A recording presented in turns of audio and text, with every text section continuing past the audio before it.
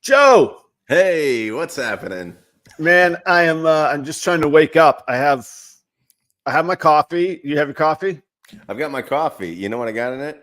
A little bit of peppermint mocha creamer. Ooh, I'm so glad. I don't know what I would have done if you had said pumpkin spice. Though there was going to be a fight. I don't have a problem with pumpkin spice. I think I've mentioned this before. It's got a little. It's a little pumpkin-y, a little cinnamony. I like that stuff. When does the window on pumpkin spice close? Or when should it? Because it opens like mid-June, like 4th of July, and then everybody's like pumpkin spice, which is way too soon. But when does it close? When does that end? Is it today? Is it the end of November that pumpkin spice closes? Yeah, maybe. I think so. I don't mind. I still got pumpkin. I got pumpkin creamer. I'm not gonna lie. To be cool to one of my friends. Okay. We got pumpkin spice, and we'll probably use it throughout the month of December. So, I was gonna give you a hard time. Like, I don't know that you should have to. Is it a healthy relationship if you have to cater pumpkin spice to a friend? No, but I've stayed at the abode, the estate, and you do a nice job of. I mean, there's not mints on the pillow, but it's pretty close, man. Like you guys, you got the electrolyte water. It's always nice, 1 liter size, room temperature, so that it doesn't give you the cold forehead on the morning after a lot of vino. It's really nice, I gotta say. So I'm not gonna knock it. I don't care for pumpkin spice myself. I'm a little tired of the obsession. So I think I know the answer to this because of our intro. Are you like a coffee purist that, it's black coffee and it's got to be the right coffee? And I mean, I just like diner coffee, really. I was going to say, no, I don't. I know it's speaking of niches, I know it's the hip thing in the world to have like a certain identity on things, or you got to have a hot take on things. Mm-hmm. I like coffee. I like good coffee. I don't like bad coffee, but I'm not a, it's got to be this certain roast, and this, when you grind it, it's got to be this ground. Like, I am a coffee maker snob. I got this coffee maker called a Zojirushi. This thing is primo, man. I used to have a Zojirushi, not the coffee maker, but it was like it heated water for tea. Okay. Yeah. You didn't use a microwave for no, or a stove? I didn't. And it was like kind of a big thing that I kept on my counter. And then I thought, oh, okay, we got it. We actually have a kettle now like an electric kettle. Yeah. So no, premium reptile content. That's right. This morning. Haley's Comet, baby, get on board. So yeah, I don't know. I like coffee. I drink coffee constantly, but I'm not it's got to be this or that. I just need a good. I actually like a mellow blend of coffee. I don't need to get punched in the face by my coffee. I need to slow dance with it a little bit. So let me ask you this, because I heard somebody say this: a light roast actually has more caffeine in it. Is that true? Do you know this? Does no anybody idea. in the chat know this? Somebody said that to me, and I didn't go and research it. But yes, somebody said that to me because when you roast it, it loses caffeine, I guess. You roast it longer, it uses caffeine. I don't know. I've been accused of being a little antsy and jittery without coffee, so I actually prefer a medium to mild caffeine dose. I don't need a lot. Yeah. And then I have a lot of it. So you look kind of, even despite the t-shirt, you got the hat on, you look very in tune to your new surroundings. Yeah. Is it getting cold up there or what? It's getting cold, man. I have now been baptized in it was 4 degrees the other morning, 2 mornings ago. And Minnesota, you have to have layers. So the bedroom is all the way up top. The burner, the boiler, the heater is all the way down in the basement. So the top room is chilly. Here in the snake world, it's a toasty 78 degrees. So I'll have three layers on through the house. And then this is a good secret that nobody knows except maybe you, Joe. I sleep, maybe you don't even realize this either. I sleep with a hat on 12 months a year. In Florida, Really? Oh yeah, in Florida, in Minnesota, doesn't matter. Camping in the swamp in July, hat. So I'm cold. My head is cold. I always wear a hat. So like a woolen hat, like the one you just had on. Yeah, this is my house hat. It's not woolen. It's a skull cap, but yeah. Oh, okay. All right. That's my house hat. I wear that constantly, and it's just because I'm chilly. And do you wear one of those that like flops over outside? Yeah, big time. And has like and then I don't do the ear. Yeah, I don't do the ear sideburn things. I'm going to do those naturally, all natural. Hey, I got some announcements. What do you say we get to some business, man? Yeah, let's do it. Announcements, go. I didn't tell you this. I'm going to blindside you, Joe. I have good news, man. Okay. You and me, Proper Cup of Joe, we have a sponsor for next week, man. You're getting paid, Joe. You're about to get some money this week. It's happening, man. It's real. That's great. I mean, it's not why I do it, but it helps. It doesn't hurt, right? And it's in the neighborhood. So I like to I have an economic system where I price things according to how many Gibson guitars I could buy. It is 0 Gibsons. There's no Gibson guitars that we can buy from the sponsorship. But it might be like 1 Camus bottle a month. Hey, Camus is pretty good economic measure too, right? And we like that. So I like that a lot. Yes, definitely. So next week we're gonna be in the business of cutting some promos, man. And I have this vision that it's gonna be wonderful to have you cutting promos and like. Oh man, I got to see if the guy specializes in brightening allelic complex combos. So it's not just the logo on the background. It's we actually we do a little promo for them, huh? We'll do a little promo, yeah. Okay, promo. Like live, like we do, like in okay, all right, yeah, nice. So I'll start it off for you. Okay. I'll send you some notes. Okay, all right. That sounds good. This is gonna. We should play a game called Ball Python Gene or Bull Junk,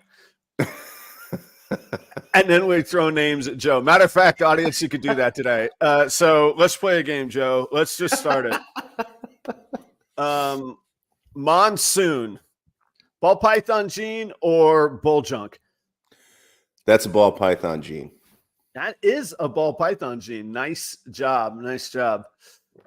With confidence too. Confidence. You slapped that one, man. Okay, give me another one. Any others? Give me another one. Yeah. I got another one. It's right.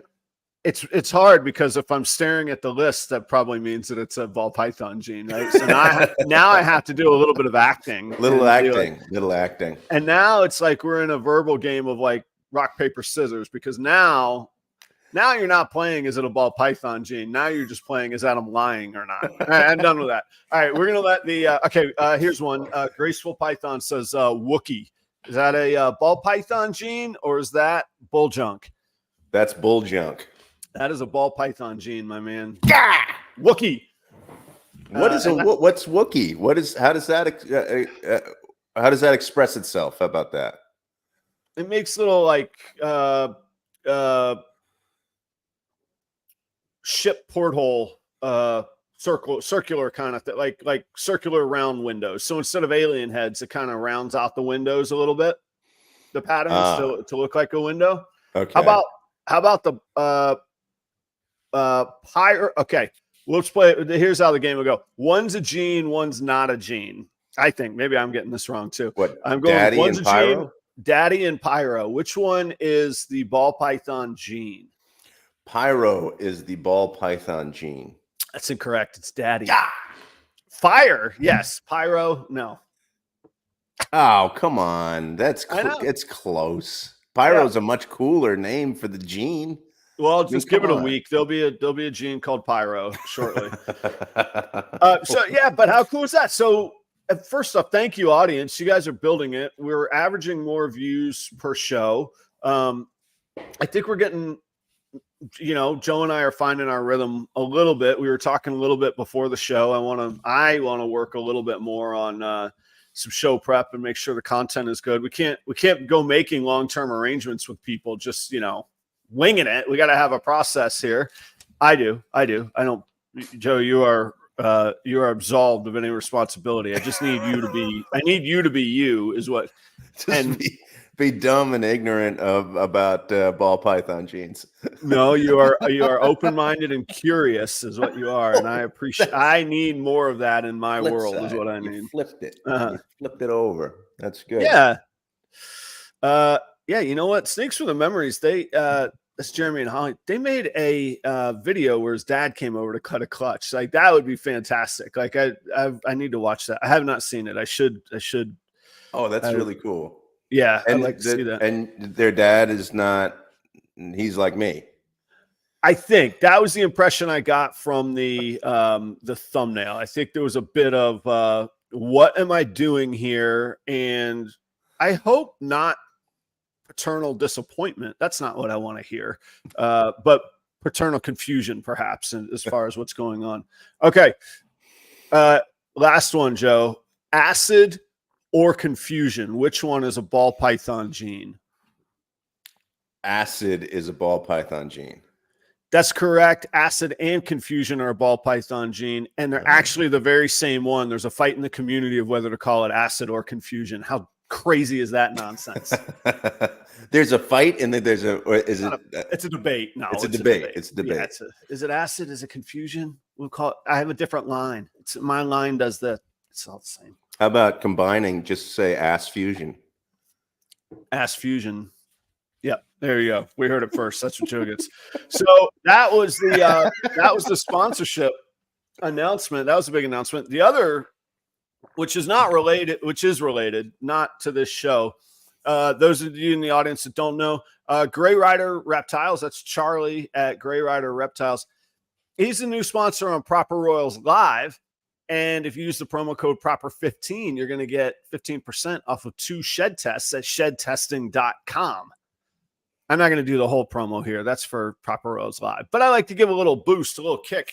And first time I've worn it, got to do the t-shirt check. It fits well. I like it. Logo's really big. I like a little more moderate logo myself, but if you're going to do it for branding, fine, go big. I don't like the plasticky feel on the shirts. This one's okay. Not bad. I need to break it in. Fits nice. And it's tough for me to find a t-shirt that has a good tight neck fit because I'm rather small framed. Yeah. I mean, you're nice, small framed, but yeah, the tight net fit. I can't have a loose neck. Important. Yeah. No loose I neck. have You're giving away too much with the loose neck. I know. Well, and I don't know if it's sensitive or what. I can't stand being out in the weather and having like a draft come in, like in my undershirts and in my neck. Oh, it's the worst, man. In this cold weather, I have neck gaiters that I wear, line jackets, neck gaiters. That's the ticket here, and it's true. I wear hats at night. I wear neck gaiters in the daytime. That's just all that there is to it. How did your last week work out? I'm still catching up here before. Oh, are there other announcements? I don't want to cut off. No, I was going to get to the content, the topic, what everybody came for, but we have a little more. We can catch up. I did just want to catch up and say, how was your Thanksgiving? Did it work out okay or what? Yeah, it was nice. And I never want to be overly dramatic, and I don't think I am being that. we stayed put. We stayed home. There was some COVID in the family, so we didn't go to their place. So we just stayed in our own place. And sometimes a little piece of quiet and calm is really, really nice. And there was a point on Friday afternoon where I was sitting on the couch, just drinking a beer. I don't even know if I was watching football or not. And I said to myself, I think this is the first time you slowed down in 4 months, man. 4 months ago, I still lived in Florida, man. And like, it's just been we were doing shows when I was like living in an Airbnb on the side of a lake, and I was stealing internet from the office. Like, it's just a lot that's happened, man. And it's just been going and going. And it was nice to just go, hey, all right. This is starting to feel a little bit normaler, you know? Yeah. So it was really good in that way. And I really needed it. And I really, I even on Sunday, I said to myself, you know what? Put all religions or traditions aside. I was like, I think I'm just going to take Sundays off. I should just not do things. And it's not in my bones. And the shows are on Sundays. And if somebody inquires on a sale on Sunday, I'm going to do it. You know, it's just not in me to not tend to what needs to get done. But it's nice to even be at a point where I don't feel this panic. Like, I have so much to do. I have to get this done. Winter's coming, temperature this. I re-insulated windows down here. I was like, my first job that ain't going to cut it. I got to redo that. So I got that done. You know, it's good. Thank you for asking. How was yours? And by the way, you had, would you tell me about your Thanksgiving? I didn't realize. I knew you had Friendsgiving and then the Thanksgiving at home. What else did you do? We had the Friendsgiving. That was really great. Bunch of people over here. It was fun. We just hung out. On Thursday, we actually got ready, and then we flew up to Pennsylvania, which is where I'm from. On Thursday? On Friday morning, early Friday morning. It Black was Friday, you hit the airport. 5:30 a.m. flight. So we were up at 3 o'clock, I think. So we went to bed early, 3 o'clock, flew up there, spent a little time in Philly, and then we went up to Stroudsburg and had a great time with my family. My mom just had surgery. She's like the bionic woman. She's had like 12 surgeries in the last 12 years. She all right? Yeah. She had she had to get her hip redone again. But she's doing well. They make you walk like immediately after they go in on those hip things, don't they? Like you come out of recovery, they make you walk like immediately, don't they? When you get it, like they're like recovery, get up, go down the hall right now. You're supposed to be moving a lot, yeah. But my brother and sister were there. Saw them. It was great. There was a moment like yours where I didn't think I would have that moment, because when I travel up there, it's like I want to see my mom, my stepdad, my brother, my sister. So it's like just a lot of things moving around. Right. But went on a hike on the Delaware River with my sister, cool. my brother-in-law, and my niece, and then we went to a brewery afterwards, and just sitting there at the brewery with them. Yeah, and just having a drink, and it was just so great. So it was one of those moments where, and life is really like work, and life is really, really busy right now for me. So it was great to have that moment. And then on Sunday, Chelsea and I went down to Philadelphia, and we caught the Eagles-Bills game. Chelsea's a big Bills fan. Joke, man. 44 degrees, rainy. Your birds are at home. Yes, you're down. You're nothing. You're out. Old Josh Allen beating you. Had a fantastic game. Unbelievable. Really fantastic. How much slack does that guy take for a really good dude? Holy smokes! Yeah. Your boy kicks it 59 yards in the rain. Drifts it on the wind, left to right. I was watching this thing. This is not show prep. I was watching this. Drifts it left to right to send it to overtime. And Jalen Hurts, here's him the whole time. Right. Yeah. And then you guys go win. Yeah. It was amazing. Nuts, crazy. Like, the weather could have been better, but It was great to be there. And then it's like the most Philly thing that you could do. I mean, short of throwing batteries at Santa Claus, that was it, man. When's the last time somebody did that? It was like 1986, but it's a famous video. I mean, we've all seen it, man. I'll tell you, I've been to a Bills game. Those people, yeah, I'm an Eagles fan. Those people are crazy. I did comment. I think the reason they lost is Chelsea didn't go through any tables at the tailgate. Had she done that, I think that would have been the tipping point. Yeah, all right. So okay, content. Business. Look at this. I have quarreled with my friends, my mentors, my colleagues in this industry. By the way, thank you all. 33 of y'all hanging out through our football banter. Like, this is, I can't quite get my head, or like, I have a vision of what I want to do on the show, and then good things happen and people stick around. I'm like, all right, well, let it ride, you know? Maybe we should do a survey. Like, why do you hang in there? What do you like? Why are you here, folks? You can let us know.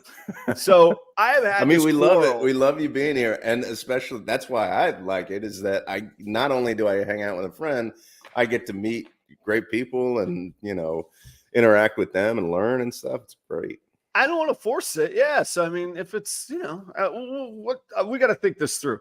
All right. So here's the basic part of the argument. And I don't want to start from scratch because I think that it's been started from scratch, but I need you to, Joe, you're like this good moderator. You see things through, me, but I'm going to try and present both sides of the argument. And the argument is, and today I never know whether to say niche or niche, but because niches rhymes with riches, not any other word, we're going to call it a niche today. So, because it made for a handsome title, niches equal riches. I stole that from another post that I saw on YouTube, and I was like, well, does it? And where does this end? That was my point. But the overall idea, do we have a specialty that we specialize in and we get known for, and we're adhered to that and bonded to that, or, which sounds great, and that's the social media way. You always niche down, you get more of a niche. That's where you're going to get your followers. That's where you're going to find the people that care and blah, blah, blah. And that's how you do that. That's what that one argument is. Okay. The other argument is what's the famous saying in investing? There's no free rides in investment except for diversification. Mm-hmm. So you got stability and long-term growth. I guess if I'm going to use my hands, I should do it that way. Stability and long-term growth, or specialization, where you can be a bigger player in the market or that specific market because you're so specialized and you create the demand for yourself. So my argument, and now I'm trying to present those unbiasedly.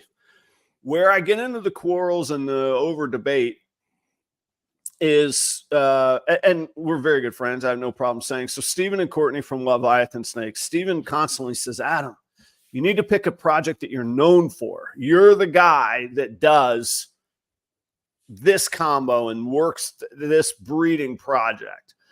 And I say, well, first, that feels a little bit boring. It's less passionate. I don't know that I'm passionate enough about one combo. I have a combo that I like, but it's not proprietary. If I had a patent on it, if I was 15 years ago, if I invented stevia, yeah, I wouldn't start a sugar farm. I would make stevia.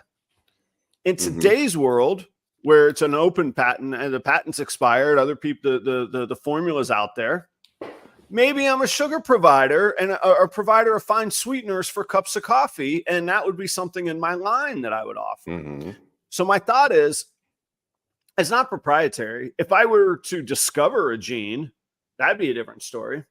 If it's not proprietary and I'm not passionate enough about just one thing to wake up and only work one combo, I'm excited about all the colors of the rainbow. And we hear people like Warren Buffett, not Jimmy Buffett. Two good Buffetts though. Strong last name there. Strong Buffett. Yeah, good follower of both. If he says the only free ride is diversification, I like that idea, and it hedges against a collapse. In the world of ball pythons, there's been genes that have been proven to cause neurological disorders, have proven to be fatal in combinations, have proven to be exactly the same thing that something already is that exists. Right. Yeah. There's been some famous things where somebody was charging way more for one gene because they swore it was different. Yeah. Through genetic testing. No, it's the same. So there's the thought. And what I want to cut to the chase on is I think everybody in the room, and I'm trying to, here's Stephen right here jumping in. I think everybody in the room realizes this isn't a binary yes or no. It's not just literally only one combo, although there is a famous breeder that literally every gene has to be working towards an axanthic combo, and he's made a lot of money. So, okay, maybe it is. I don't think that. And I don't think it's equal parts of everything, just willy-nilly bag of Skittles. Yeah. So in my world, I love definitions. I love processes. Is this just an art and just a feeling? Or is there a place where we could define where there's an ideal amount of specialization and an ideal amount of diversification? Mm-hmm. That, I know that's like solving one of the great mysteries of capitalism, but we have 33 minutes left. I think we could do this. So a few questions to your intro. Can you actually patent a gene? No, you can't, right? No, there's no patenting a specific kind of. But you can hoard it. You can keep it. You can monopolize the market. Yeah. Which is sort of the benefit of a patent. Yeah. And you're what you do with a let's say you're focusing on one, you said axanthic, right? You're focusing on that. You can get it to a point where you are the best and no one can replicate that, or no? You can. And that would be Stephen's argument. You can. Yeah. Yeah. My argument would be, I don't know that I have time enough or money enough in the world to do that right now. That is a long-term proposition. Right. Yeah. That is wagering. It's putting all your chips on one thing to me. Right. And that is, God bless the people who do it, and they do it. But how many people, and because we only hear of the amazing successes, how many people failed and died, and they're just ghosts in the wind now. Right. From that. Like, you have to make, if you're going to do that, I feel like you have to make the right choice. Yeah. On what you're focusing on. So, and this is what I'm thinking about, and I don't know, I'm thinking about beer, actually. Okay. So, yeah. All right. Great. Go ahead. Okay, yeah. So that's a great thing to do. I think if you drink alcohol, if you're cool with it, and you go to, I always have a good time learning about a city by going to the breweries in the city and just kind of walking around. So you see, there are some breweries right now, and it's been this way for a few years, are focusing on sours, and they all have sours, and sours are not my thing. I was going to say, what an awful decision, right? And I love good beer. Oh, and who would focus on sours? Oh, some people really like that, and that's crazy, good. Right? Yeah, yeah. Like, there's this great little spot, even in Tampa, the spot opened up. Really like the spot, but their whole rail is just sours. All sours. Yeah. That's like taking the all IPA model, and they're just like, okay, not enough. Let's put another, 15 whatever's a bitter units. Yeah. And I do think like something like a sour, I do think, even though a lot of people like it, even like really hoppy IPAs, I think they have like a moment and then they subside, and sours have a moment and then they subside, like you're talking about with certain certain kinds of ball pythons. I think that's but there's this other place, like I love a place that does like a really great, like they have just all German beers.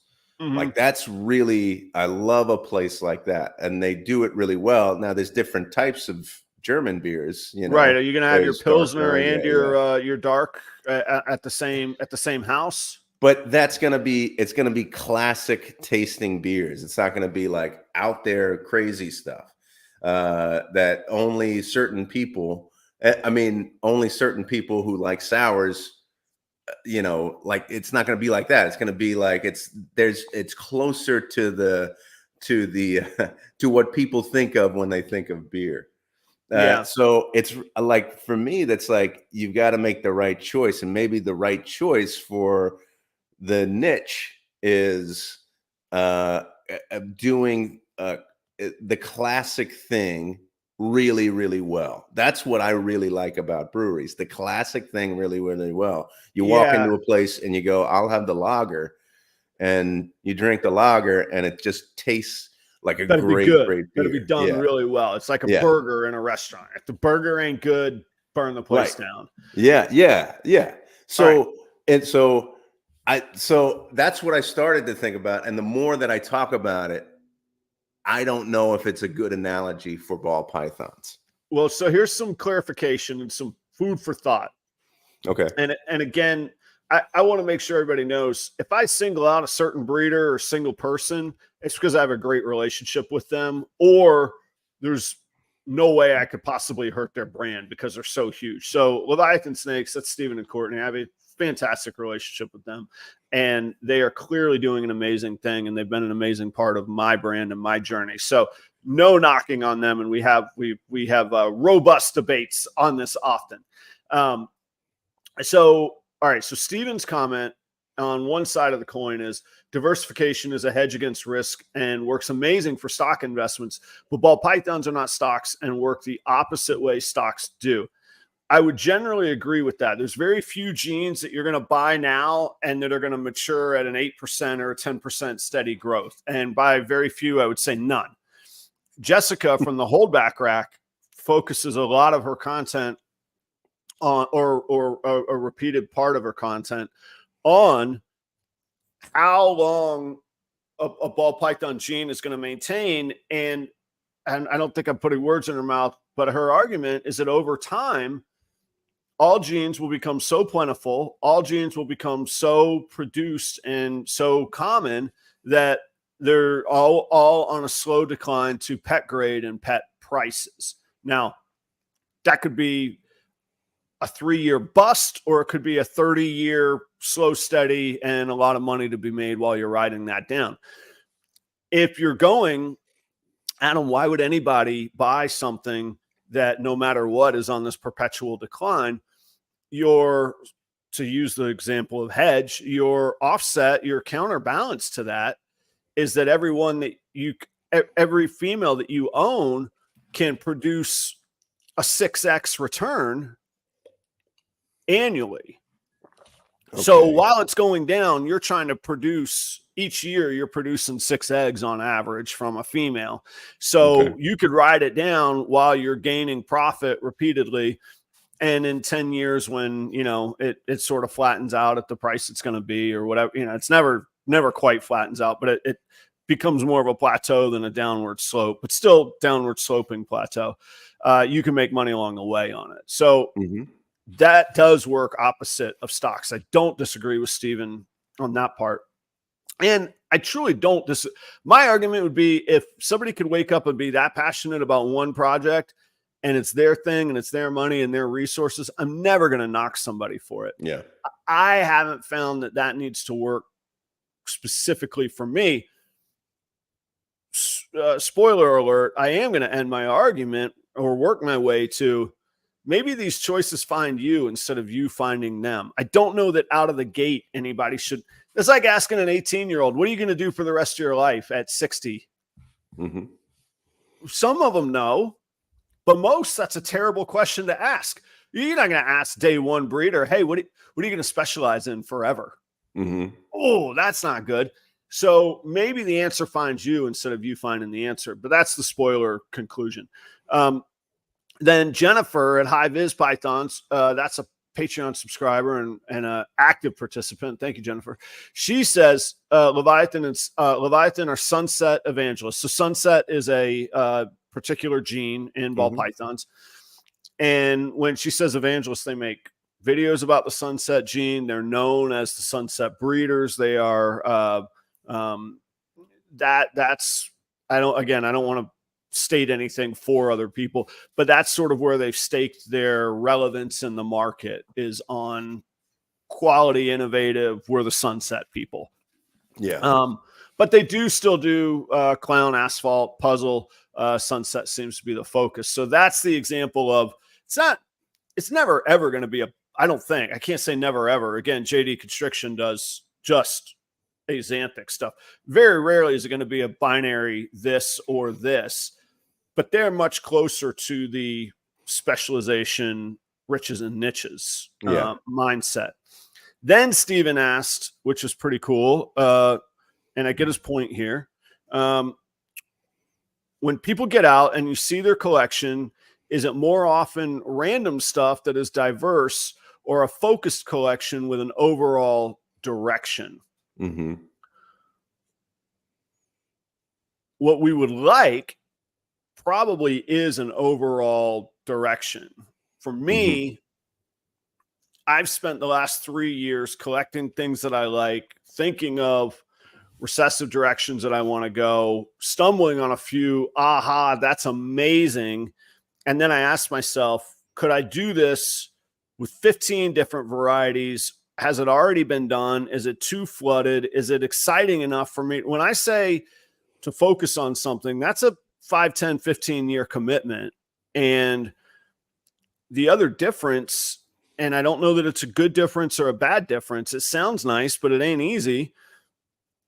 There's less and less. Well, there's no day job that I go to now, but there's less and less of anything other than Proper Royals bringing streams of revenue into this household. And I got a lot riding on this household and those revenues. Sure.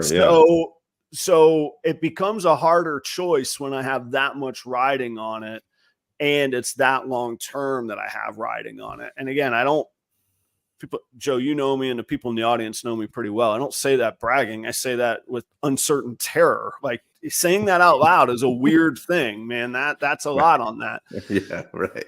So to answer this comment, though, yes, we would like to see a focused collection with overall direction, but I don't know that having a random mahogany pied in the mix is not valuable or is considered random, when if you have pied anywhere and you don't have mahogany in the mix as a codom, then, and I know I'm starting to talk some gibberish to you, Joe, but no, I'm following. That's going to be a useful addition. How long do you keep it? With what purpose do you have it for? That's a good question. And I do now, this past year, and I'm about to go through again, do kind of a yearly clean out of that's not as relevant anymore. I need to move that out. So is there a plan? Is there a vision? Yeah, we want to have that, but I think you could take time and find that vision. I go back to the example of the 18-year-old graduating high school. What are you going to do forever? I remember my grandfather being on my butt. Adam, what are you going to do? What are you going to do? And he was a doctor. I mean, he was a looming shadow. Oh, he was the patriarch. And sometimes that was really great. And sometimes it was a too much pressure for long-haired Adam in 1998 heading off to the University of Florida, man. I didn't know. I just wanted to get out of the house. That's all I wanted. What are you going to do forever? Not live at home. Let's start there, So that mindset, I think those things have found me. Let's see if I got to catch up on some comments. I don't know. So let me ask a question here. So and it goes back to, we've had a discussion about value. And the value of a snake, is the value more in the genes that that are there that are not expressed, or is the value of a snake the expression of those genes? Ask that question one more time. So please. is the value of a snake in the genes themselves that may not be expressed, or is the value of a snake in the genes that are expressed, how they express the genes? So, and my question leads to this, and it goes back to your comment of, I think maybe your specialty finds you. If you have a snake that presents as this amazing looking thing, and I don't even know if that's what you're looking for. That's what I'm asking. If you have a snake that presents itself as something that is amazing looking, or a really, really good version of what you're going for, do you hold on to that snake and go, okay, and it's a female, I'm gonna hold on to this snake and breed it. I'm not going to sell it. I'm going to breed it, and I'm going to work on defining this a little bit better, a little bit more. Or is it, I need to make money right now, let's get it out there? It can be all of the above. And great question. So let me work through this. And there's even when I asked you to repeat it, there's even a scenario that maybe you didn't think of. Okay. So there's the known. Mm-hmm. There's the known that's not representing itself. So heterozygous, recessive is known, but it's not presenting itself. Right. Yeah. So that's a valuable breeder. You have that because you know it's in there, but at the moment it's not pretty, or it's not shiny in that gene. Genetically on that morph, it's not the cool widget that you're hoping for. Yeah. But that's a future widget. So you might hold on to that one because that's an important building block, or somebody might buy it because it's an important building block. Okay.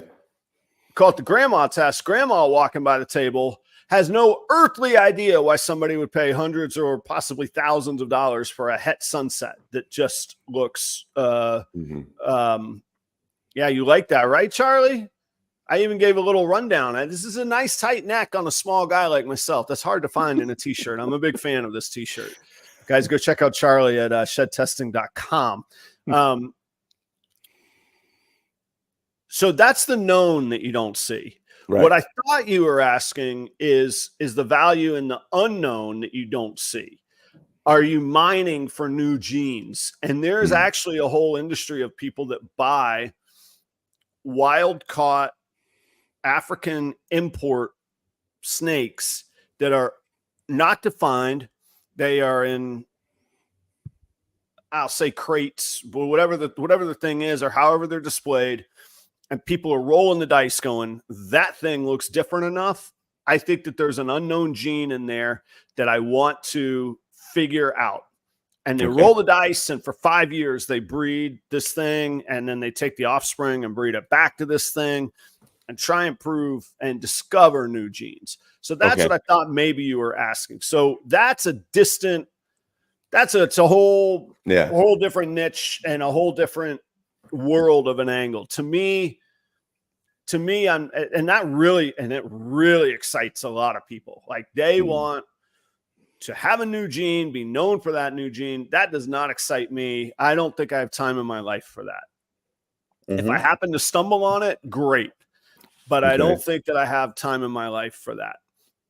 What I want to know is I want to know what I'm working with. I want to know which direction I'm going, and I want to get down to business and get going.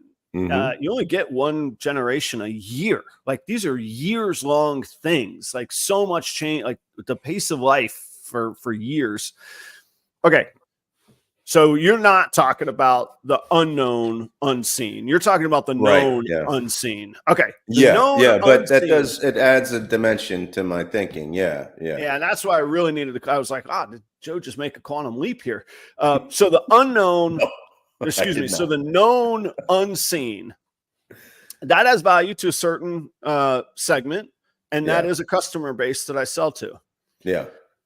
Then there's the whiz bang right in front of you. Holy crap, that looks amazing. And that's the most subjective one. I just made a post the other day that the banana gene and the pie gene probably bring more people into the hobby and excite more people than anything else. And a lot of breeders laugh at me for even messing with those two. And it really blows their mind. If you put banana and pied together, you get people love these things, man. I just got messages.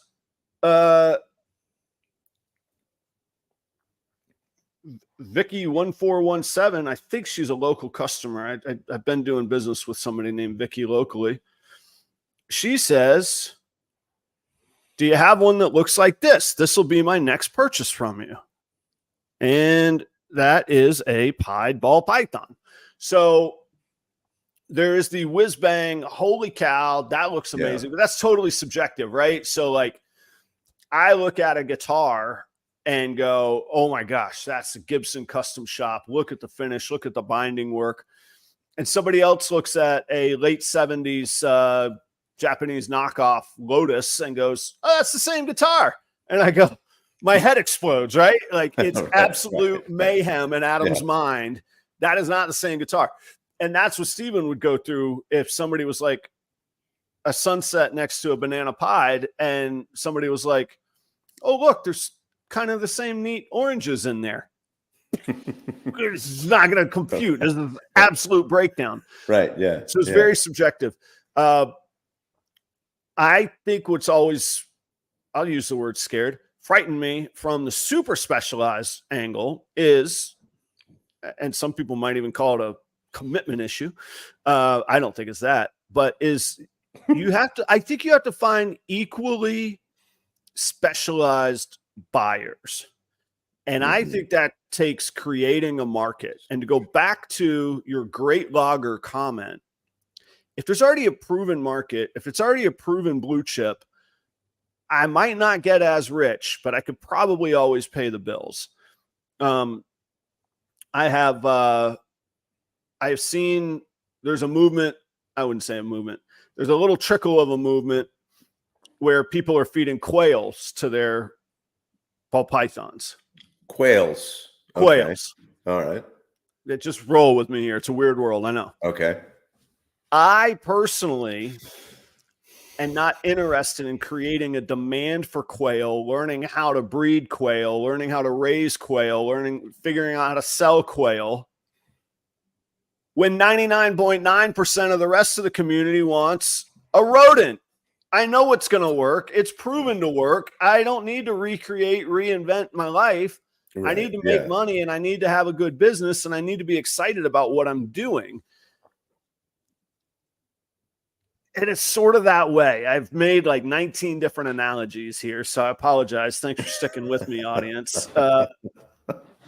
These are the thoughts I'm working through. All right. So what do you, Joe, jump in here. Let me, so I'm still,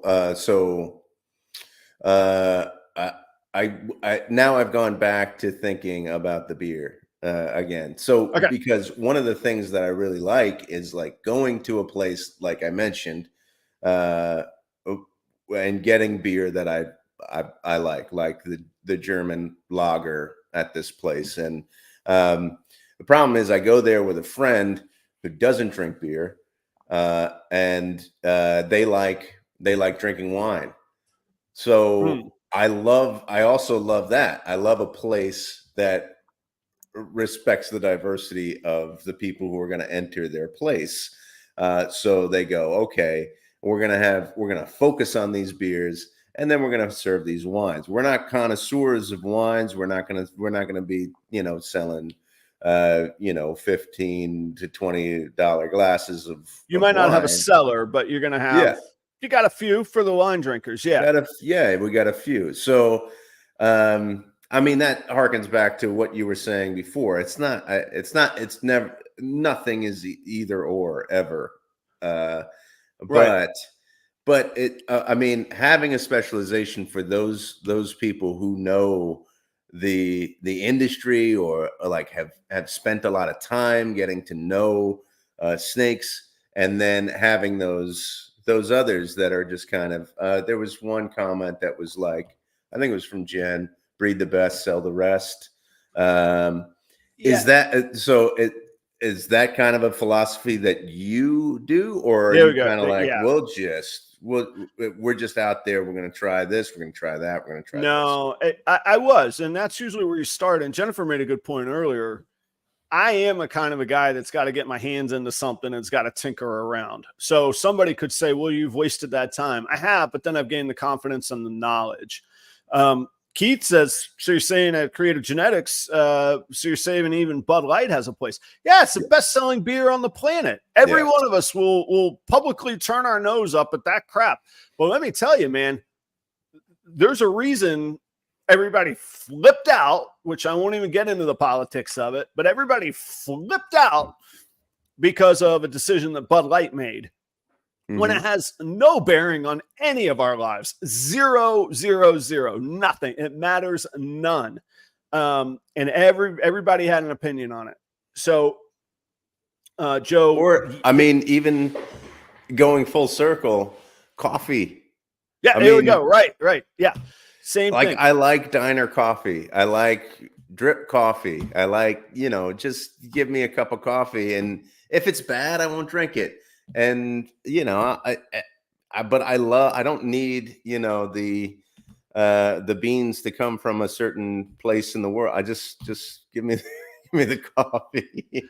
So, and some people don't like that, but I won't go to. I don't think I would go. I'm kind of averse to really specific coffee shops. Yeah, well, and to get really gross, I don't. There's like a bean that they passes through the elephant, and they, it's dung harvested or whatever. That's I don't think I need that in my life. But I mean, there are things that the reptile community does that the people don't want to know about either. Yeah, well, of course that's true. That there's always the how's the sausage made question. So I guess both models are proven, and there's a healthy gray area in between, and we all pretty much all occupy that gray area, and then we might be at a certain place in that spectrum. So maybe my thought would be, is it healthy or responsible for us to encourage people to make this decision early on, or is it healthier to fumble around for a year or two? Maybe that is the better question, because again, at the end of the day, what somebody's comfortable with and what somebody figures out how to make their market work, there's a bazillion analogies. As a musician, you can be lucky enough to be a good enough and work hard enough at your craft to be a unique songwriter that never plays a cover. And you might be poor for 30 years and then one day get a hit. Wow, or you could get 5-night-a-week gigs where you're playing Eagles and Wagon Wheel covers till you're blue in the face and make a good living. I don't like either one of those. Yeah. But somewhere in the middle, I don't play the Eagles and I try and stay away from Wagon Wheel. I guess for the right amount, and I could be bought, but that one's up there. So I mean, there's a bazillion of these analogies, and I don't think anybody would say you should set out to be Walmart and sell 100,000 different things. Yeah. I also don't know that you should be a shirt maker that only sells women's small olive short sleeve shirts, and that's it. Okay. Yeah. So when you make that decision, or how do you grow into that, I guess is my question. I don't know. Yeah. So first of all, Jason's got a lot of great comments on the chat. Even Joe would breed supernormals with light cream and sugar, probably vanilla creams. I think that's some ball python humor. I think it is. It might even be a little ball python shade, as the it's kids a little say. shade out. I picked it up. Thank a little you, shady, yeah. And there's some other. I mean, some people do like Bud Light. Okay, so yes, so that's a great analogy too. And I even think of when I was an assistant brewer in Zephyr Hills. Zephyr Hills has great water, right?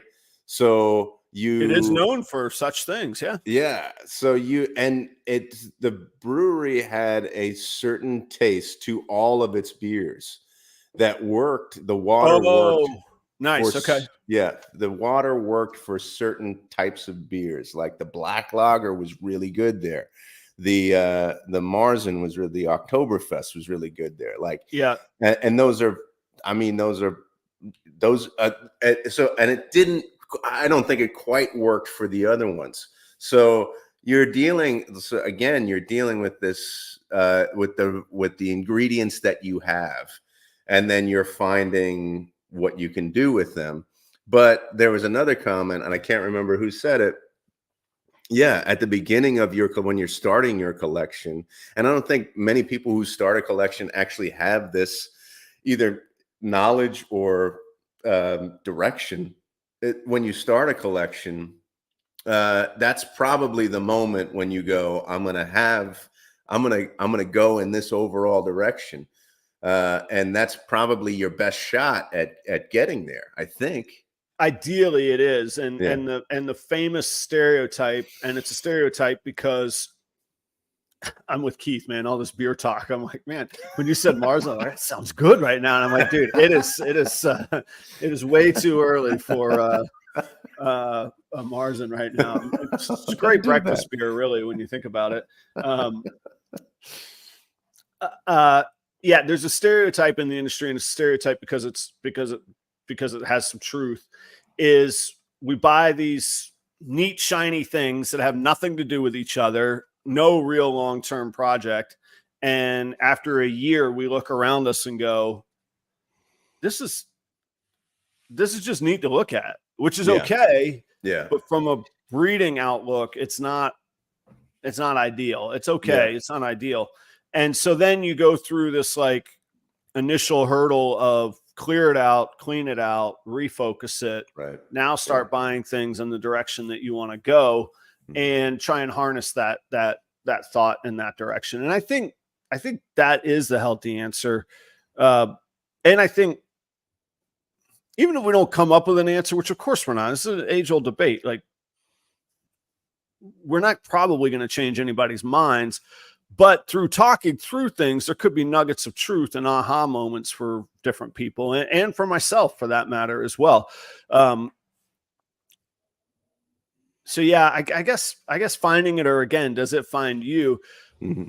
But sometimes you just need life experience. You can have somebody yell at you all you want. You got to do this, you got to do this, you got to do this and this. Right, yeah. But we just want to figure it out on our own sometimes, and we want to have fun. If that's beautiful and I can afford it and it's going to bring me joy, and maybe it's just a pet, fine. Okay, do the just a pet. If at the end of the day you like the Bud Light of ball pythons and somebody can make money on it, okay. So I think that there's lots of different business models, and we didn't dive into, which is really more of a marketing conversation. We didn't dive into how do you create the marketplace for what you're selling? Mm-hmm. Because that's a skill in and of itself. If you create a marketplace, do whatever you want. Somebody made a comment a while back on one of our shows, and it was really, and I actually didn't address it because it was really one of those binary, you're in or you're out, you're right or you're wrong comments, and life is so rarely about that. But they said if you're having trouble with sales, your collection is your problem. Yeah, I disagree. People sell all kinds of stuff. Look at our guy Mike Wilbanks. I don't know if he's a millionaire. He's a heck of a lot richer than I am, put it that way. He sells his stuff. Look at Steven. Steven's making I don't know if he's making a ton of money. Steven, individual sales are very, very high price points, and he moves a lot of his animals. I think most of his animals don't even hit they're spoken for before they hatch. If you create a market for what you're selling, do whatever you want, Yeah. So that's a question too. Let's see. Since I've used Steven, let's give him a chance for a voice at the table here, so to speak. I think it's hard, and new breeder likely doesn't have the knowledge to pick good projects. But how many people don't survive that first reset once they realize they built their breeding problem wrong? Yeah, therein lies the balance and how do we educate, how do we convey, how do we help without being overbearing and owning some, feeling like we're making somebody feel like we're imposing our way on them. And that's where I take pride in the value of the content that I try and produce is here's what I've done. Here's what worked. Here's what didn't work. I can't tell you what to go do though. I can share my experience transparently. I did some things really well. I bumbled around on other things, and who I am is who I am at this point in time. So just as an outsider, just the phrase breeding program is a new phrase to me. You're building a breeding program, and that makes me think differently. So as somebody who would get into this industry as a breeder, just understanding that you need to build a breeding program is kind of a light bulb. Yeah. I actually can remember a couple really aha moments. One of them was what you're talking about. A program. I just want a cool looking snake, and I'm going to put two of them together, and they're going to pop out. Yeah, and they're going to pop out some snakes, man. Right. So yeah, there was a breeding program aha moment, and another one. And most of the people in the audience will know exactly who I'm talking about, or they will know. There was a guy and he still exists, but there was a guy in particularly the COVID era.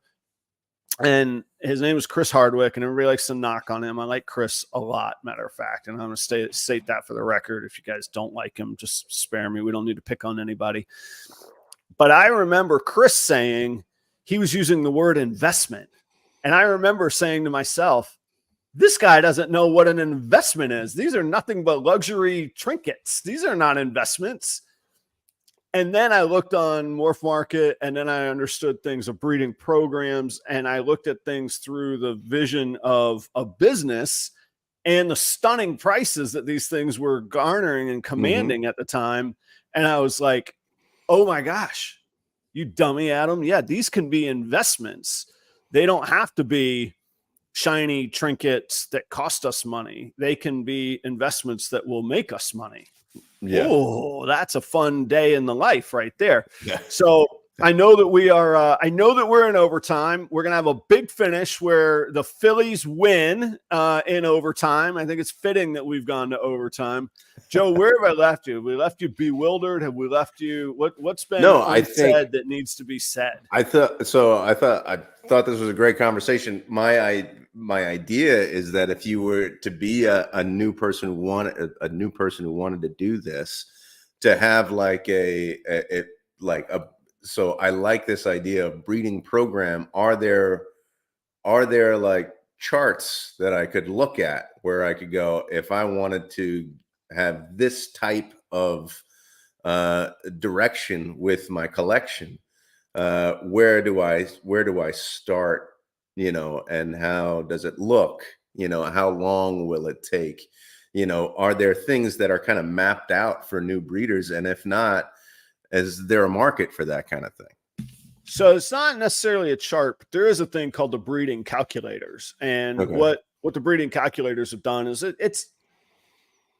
it's relatively simple math, but it's very, very overwhelming when you first start. If you've never dealt in genetics, if you've never dealt with odds, and if you've never dealt with ball python genes, put all three of those into a blender. A computer can actually generate very easily and simplistically, because it's not overwhelming to a computer. It's just data points. Boom, boom, boom. Okay. It doesn't, the odds don't, math is math. That doesn't change. Yeah. And ball pythons are kind of like the piano. They're the perfect breeding instrument. There's only 2 or 3 genetic exceptions that we've identified, maybe 3 or 4 genetic exceptions that we've identified. Otherwise, they all work. They all work the very, very same way. It's very easy math especially for a computer to pop out. Yeah. So there's not a chart so much that would flow, but there is, hey, if I have this and I put this together, I'm going to get this. Justin, so do you have like a running, for your collection? And does everybody do this? Do you have like a running, I don't know, a running software where you can go, I have this snake and I have this snake, and if I put them together, Not, I mean, I'm sure you can figure that out and on your own, but like that would be kind of a cool thing for your collection and A kind of a future map. cool visual. Yeah. And then you could go, well, this year I'm doing these two snakes, these two snakes, these two snakes together. This is how I know you don't watch my Tuesday night show. This week's episode, the whole episode was that. Let's go through my chart. Let's discuss this. Well, that's how. So you have a running chart. You Absolutely. have a running chart. Oh yeah. There's software for it. You can make your own. There's software you could buy to use within your own. All of that. Yeah. I talk a lot. One of my running topics right now on Tuesday nights is how do I manage multi-generational planning? And multi-generational planning is fine by hand and in your head when you have 4, 5, 8, 10 animals. I got 109. I think I just had a clutch hatch, 180 animals in here. That I'm pretty smart, but old Adam's brain ain't gonna. I got better things to do with my time than impress myself with what I can memorize of all these different combinations, right? So, there's everybody's excited because another aha moment is when, as a new breeder, when you discover, or a new dreamer, when you discover this calculator of the Morph Market genetic calculator. Okay. I can remember Justin at Pressure Pythons there in Jacksonville. He would call me. He's like, I'm buying this and I'm buying this and I can make this. And the genetic calculator says this. And I'm like, that's right. You could do it. It's there. You can't do it overnight and it might take you 10 years, but yes, that is correct. And to Justin's credit, he did a great job buying, and he is doing a great job buying incredible building blocks, not just, being dedicated, making his choices using the calculator rather than just, hey, that's a shiny trinket. So like he's going to dust me in 3 years. Like his investments have been phenomenal. So that's an example of having a focus. So anyway, that is probably, I'm okay on time, but that's probably where we got to leave it. Huh? I know we got to get on to our day and our lives. Yeah. All right. To get going. But another great conversation. Loved it. It's really interesting. And I was worried a little bit because we're talking a lot about business in these episodes, but there was a lot of snake content today that I can usually gauge if if we've done things, if we've addressed enough snake stuff by the amount of stuff that goes over my head. So some stuff went over my head today. So good. Don't sell yourself short, Joe. I was talking with another breeder yesterday who I greatly respect, who's helped me out immensely. And somewhere in the conversation came up, I don't have to be a snake breeder or a farmer or a rat breeder or an agriculturalist to understand math and business. There's certain things that have to add up. There's certain things that the results that should be there. And there's always expenses in, money in versus money out, and how much is left at the end of the day. It's sure we're not all in it just for money, and I'm not in it just for money. But at the end of the day, that is an important tenet. And even if it's a hobby, somebody should be aware of that, how much their hobby is costing them a year. So you could apply that to beer, to coffee, to guitars, to taxes, to all of it. So in that way, like I say, don't sell yourself short. And that's why I like using it as a sounding board. Yeah, it's great wrap up right here. I have too much. Just study, ask opinions, don't give up. Nothing comes easy. Justin, that's the whole reason I've had a show and a podcast for 3 years, so that I could learn and get people smarter than me to talk to me, man. So, Joe, audience, thank you all very much. We had a lot of viewers. We hovered right around 40. I thank you all very much. The likes, the subscribes, that all helps. And stick around next week. We got some sponsors. I'm pretty stoked about it. Yeah. Thanks so much, everybody. Have a great week. We'll see you next week.